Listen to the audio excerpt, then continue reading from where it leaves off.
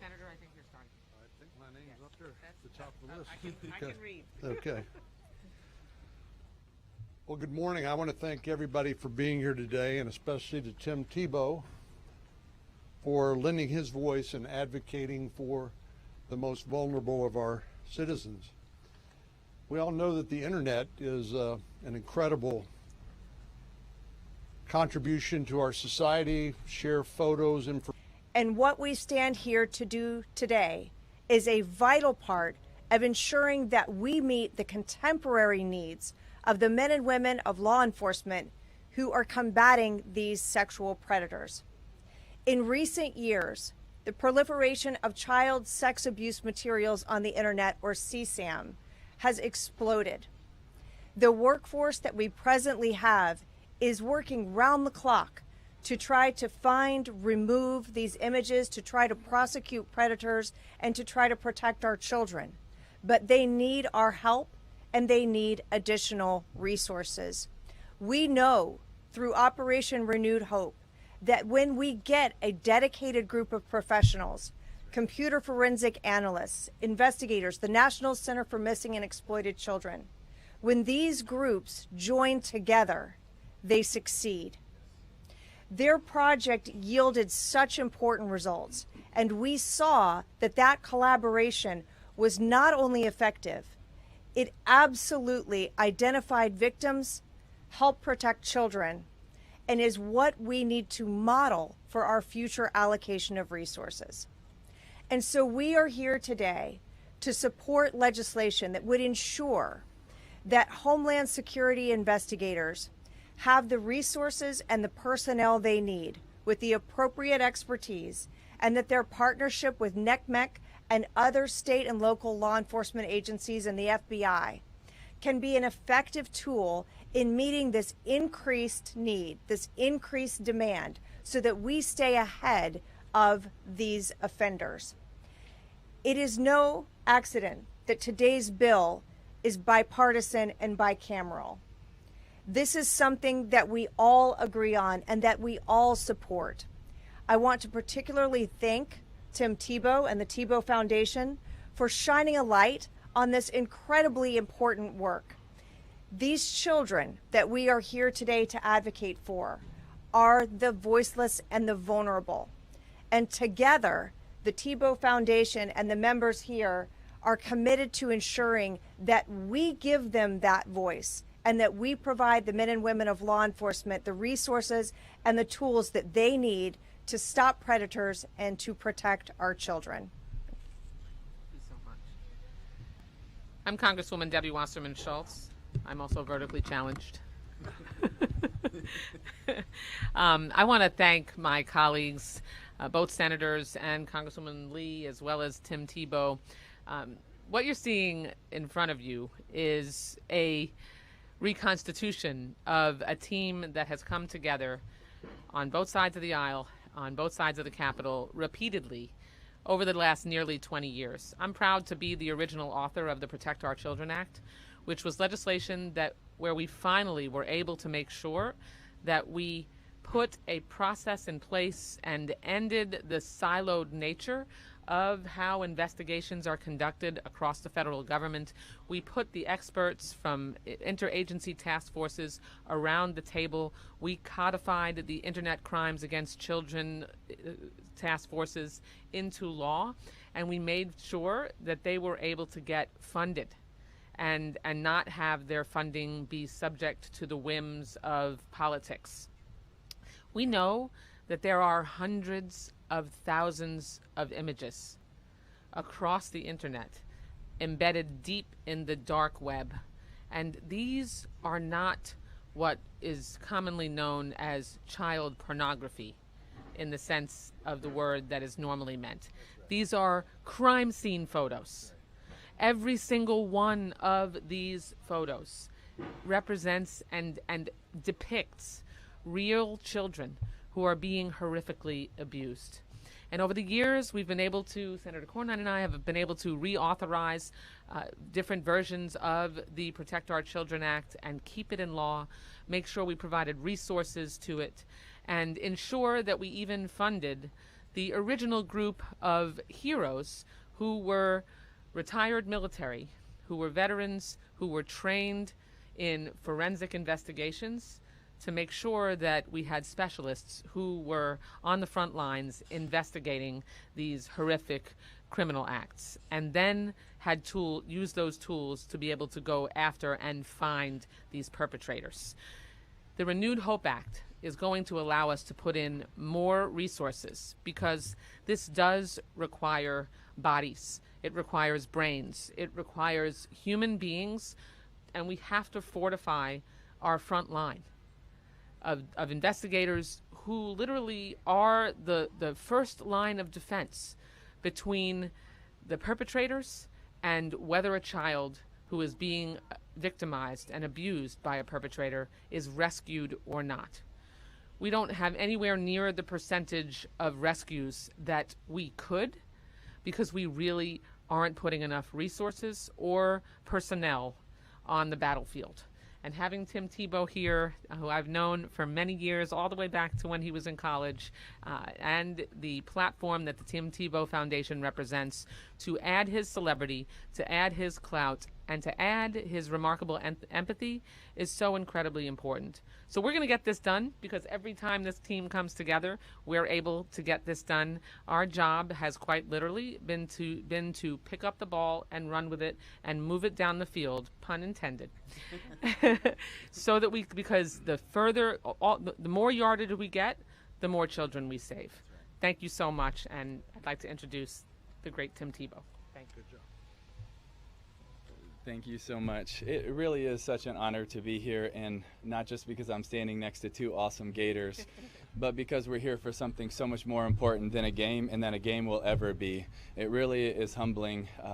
There's a couple people that I'd love to thank, and I'd love to start by thanking Camille Cooper from our team, who has put so much work into this and been a part of fighting for people for a very long time.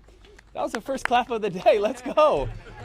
Yeah, you can loosen up. You can have a little fun with it. And I also want to just thank Senator Cornyn for authoring this bill.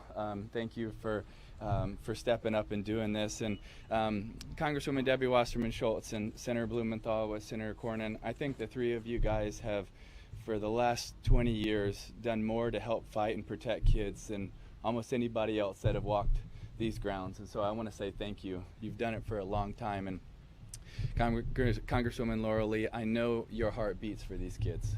We've had many conversations, and I know that your heart beats to want to protect every single one of these boys and girls, and so it's my honor to be able to stand up here with the four of you because I know that this matters, that this isn't about policies or politics, it's about people. It is about people. It is about every single one of those boys and girls.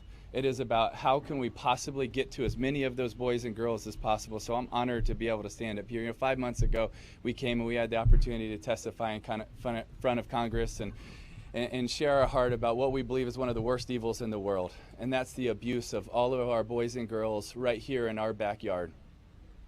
And you just heard Senator Blumenthal share some of the staggering statistics. Because sometimes people just think, oh, it's a photograph, it's an image, it's a video. No, it's not. It's a boy or it's a girl. It's a little boy or it's a little girl. And we just need to meditate for a second on some of the numbers that he mentioned. 4.3% of those are infants, little boys and girls. That's over 2,100 infants. 47% of them are rape, bondage, torture, bestiality. It's not just images. It's not just videos. It's boys and girls that are in the worst moments of their life, and then people are celebrating it, meditating on it, focusing on it, reliving it over and over and over again. And you think, well, this isn't that bad. Well, I just want to read one of the chats recently of some of the offenders of what they were saying in a chat room. And by the way, this is also filtered, so it can be a little bit more appropriate for today. One of the offenders in the chat asked what the others were into. Next man replied, he was mainly into 5 to 9-year-olds. Another said he was 60 and a very violent man, and no isn't an option for him. One of the offenders then said he has 20 terabytes of baby rape videos, and if they DM him, he would give them to him for a good price. Another offender confirmed and said he would show the others how to abuse his own kids and get away with it. Then another replied, he has a daughter that he would love to share. Then the next replied, when asked if his wife knew about his abuse, the man said, heck no, it's our little secret, though I am on the lookout for others, as she is getting old now. Next responded, how old is she? The offender said, 8. That's what we're talking about here today. That's why it's so important. That's why we have to be urgent. That's why it's so important that we're bipartisan. That's why I'm so grateful that all of you would come together to fight for every single one of these boys and girls. And we really believe that we're not just here today talking about one of the biggest problems, but also giving a piece of the solution. Is it the whole solution? I don't think so. But is it a piece? Absolutely. And we believe that this bill, the Renewed Hope Act of 2024, is going to do 4 very crucial things. It's going to build a bigger rescue team. It's going to be able to allow C3 to bring in experts. It's going to allow them to coordinate and deconflict. And then it's going to allow the best victim identification training in all of the world. And why would we not have the best training in all of the world? Because our boys and girls should matter that much to us. I hope that they do, and I believe that they do to the 4 of these incredible men and women. But you know, when I read that chat, it hurts. And I mourn and grieve a little bit when I read it. But I also have hope, because I know that we're being able to bring a piece of the solution here today. And you know, unfortunately, many times, people with the goal to do evil work better than people with the goal to do good. I say that today with a heavy heart. But you know, I also believe here today that people with the goal to do good are working together in an incredible way, and that gives me hope. That gives me a lot of hope today. And you know, I love what this bill is called, Renewed Hope Act of 2024, and I love what renewed means. To give someone the ability to flourish once more. And man, I hope from this bill, from all of these incredible men and women, that there would be so many lives that have the chance to flourish one more, because we are willing to come together, to put down our differences, and to say for every single one of those boys and girls, they're worth it. To do whatever it takes, however it takes, whatever we got to do, so that they could be protected, so that they could be loved, so that maybe they could experience the faith, hope, and love that they so desperately deserve and desperately need. Because right now, as we're talking, they're crying. So we better do more than talk. We better act, because they're waiting. Thank you guys so much, and God bless.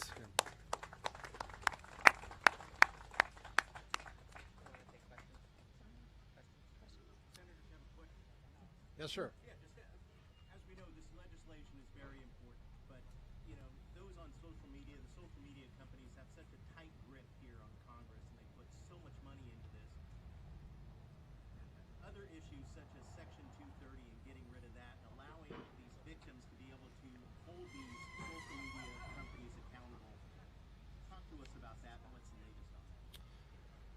Well, you're right that we are continuing to struggle with what's the right balance, holding the social media companies accountable for not policing their sites.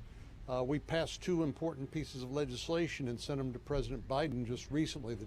The Children's Online, what do we call it? Kids Online Safety Act. Kids Online Safety Act. And COPPA too. COPPA and COSA, I think we call them. But the point is, that's really just a down payment on a much bigger problem, because it's not just social media platforms that we need to hold accountable. There's a lot of encrypted sites that are encrypted means of communication where this information is transmitted back and forth that law enforcement can't get into because of the nature of encryption. So this remains a work in progress, and like Tim said, we may not be doing everything, but we are getting started, but we still have a whole lot more work to do. Richard was one of the main sponsors, along with Marsha Blackburn in the Senate. Let me ask him to respond. Yeah, I have a very simple answer, and it's a really important question. And my answer is 91-3. 91-3. That is the margin that we passed the Kids Online Safety Act. Bipartisan, overwhelming support from my great colleague John Cornyn, as well as from the vast majority who not only voted for it, but joined as co-sponsors.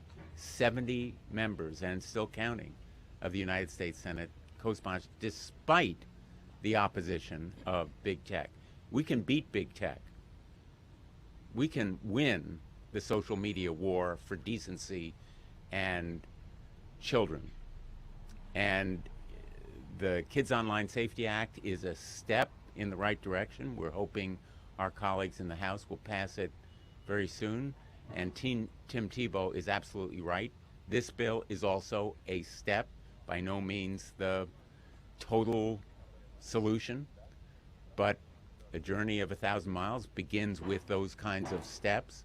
And we can win against big tech because their goal is money. Our goal is protecting children. People will win over profit. I would also add that just recently the Report Act passed both chambers and was signed into law. And that was a really critical step toward ensuring that big tech and companies shared information that related to the abuse of children with NCMEC, with law enforcement, and that information was preserved long enough that when law enforcement was conducting investigations and bringing cases, it was there for them. That, too, was a bipartisan, bicameral bill that has been signed into law and is one more step in our fight against the abuse of children. I do want to point out what we're here to talk about today, though, is in spite of the lack of progress that we would all like to see about holding the social media companies accountable, because we don't have to, we're not at their mercy. We don't have to only rely on the social media companies' willingness to compromise or our ability to move legislation that ensures that we can hold them accountable. This legislation, we can use our appropriations process to provide the resources to pay for the training and the salaries of the actual investigators. The Renewed Hope Act makes sure that we can do all of that, and none of that is related to the grace of the social media companies. It's putting our army of investigators from Homeland Security and the coordination of that effort to go after child sexual predators on the front lines, and literally not doing it with one hand behind our back because we don't have enough people. We need human beings on the ground, making sure, actually in front of the computer screens, with the training necessary to do the forensic investigations, in spite of our lack of progress. Big tech ought to support this bill. Yes, We that's right. I think we challenge big tech. Step forward, do the right thing, show where your hearts are. You guys have children, and you know about this scourge. You ought to be supporting this bill 100%. Join Tim Tebow, even if you don't care about us. Join Tim Tebow and his foundation in advocating for this cause. And Tim, no doubt your celebrity status is moving this forward, and this is just the beginning. But I have to ask, how you deal with this on a constant basis of trying to help out these kids? How do you keep their spiritual class? Your faith is very important to you. Talk about that. I believe that's a really important question because we do see a lot of evil and we have to fight against it.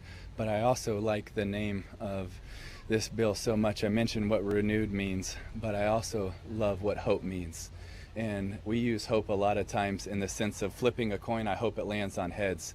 But the biblical form of hope means to look forward with confidence, expectation, and anticipation, because we get to hold on to God's promises even in the midst of disappointment, chaos, tragedy, and hardship. And so, you know what? We want every single kid to be able to look forward with confidence, expectation, and anticipation, because they have real hope. That's what this bill is, that we could give kids the hope that there's someone that is coming after them, someone that wants to protect them, someone that wants to love them, someone that wants to be able to provide for them, so that they can look forward with confidence, expectation, anticipation, because tomorrow can be better than today. And so that's something that I believe my faith helps give me every day, is a hope, because it's based on God's promises, not on flipping a coin.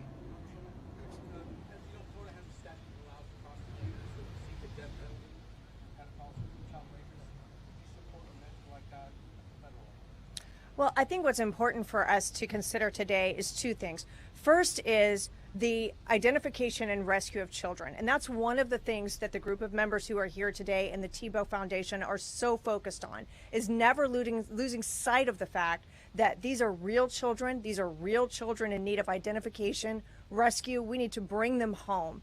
Second, as for the offenders and the types of penalties they face, that's something that each state is left to decide for themselves. It's an appropriate consideration for state legislatures. Thanks, everybody. Thank you. So I've got a little bit of lived experience with this being a survivor myself, and some of the groups we work with. One of the issues we're finding is that a lot of particularly male victims are afraid to come forward because there's a stigma attached to male sexual abuse victims. Do you find that to be true, and is there a way that you see of addressing it? You know, go ahead, Debbie. I was just going to say, I really just want to make sure that we help people focus on what this bill is about.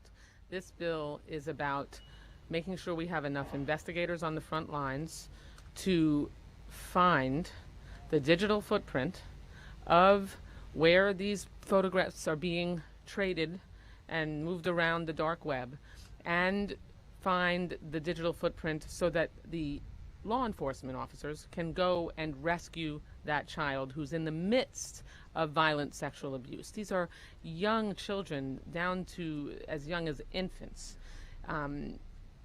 These are little boys and little girls who don't even have a voice. They're not even at the stage, and I'm so sorry for what you went through. But this is so much sooner than that. The entire focus of the Renewed Hope Act is to go after the bad guys perpetrating this, rescue the children being victimized, and then arrest the perpetrators and put them away for a very long time. I'd just like to say I'm sorry for what you've went through. I genuinely mean it. I'm sorry. One of the reasons why this is also so important is, how do you tell? I don't know, 9 or 10 years ago, I was sitting with this thought, mourning over it. What do you tell a boy or girl when the person that's supposed to love them is the first person to sell them? What do you tell someone what love looks like when their dad was the first person to abuse them? And it's a very, very hard conversation. And I want to say I'm sorry for what you went through. But there is a lot of boys and girls that are suffering at the hands of those that have been called with the responsibility to protect them. Out of the majority of these studies, it looks like around 80% of those that are abusing these boys and girls are doing it from their trusted circle. Mom, dad, coach, pastor, chaplain, teacher, babysitter. Someone in their trusted circle is doing this. That's also why it's so important, because who do you go to? Who does a boy or girl go to if the person they're supposed to trust is the person that's abusing them? That's also why there is such an urgency with this, because they have no one to go to, no one to ask for help. Well, guess what? Maybe we can give them someone that they can ask for help, because maybe that person is going to show up on their front door. And one of the stories that I want to share from Operation Renewed Hope 1 was a girl that got rescued, thank the Lord. But in rescuing her and finding the perpetrator, they found 8 more kids. And why that's so important is because we know that there's at least 50, and this is just in one database, at least 50,000 boys and girls that are being abused. But we don't even know all of the ones that are behind the camera. We don't even know all the ones that that law enforcement hasn't been able to see yet. And so it's more than the numbers that most people are studying and guessing on. It's more than that. It's so many boys and girls. And once again, I want to say I'm sorry for what you've gone through.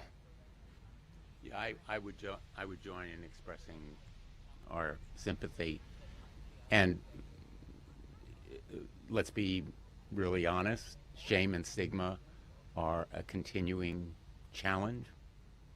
And your coming forward demonstrates a lot of courage and strength. and I thank you for it. The burden should not be on the survivor. The burden is on us.